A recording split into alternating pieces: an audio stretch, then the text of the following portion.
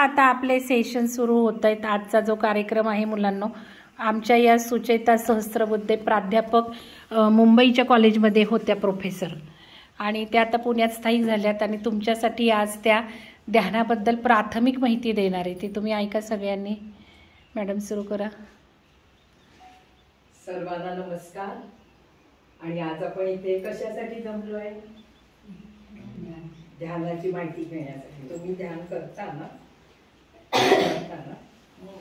मग आज आपण इथे विहंगम टेक्नो होलिस्टिक ऑर्गनायझेशन ही जी संस्था आहे त्यांच्यातर्फे हा कार्यक्रम इथे त्यांनी अरेंज केलेला आहे तुमच्यासाठी।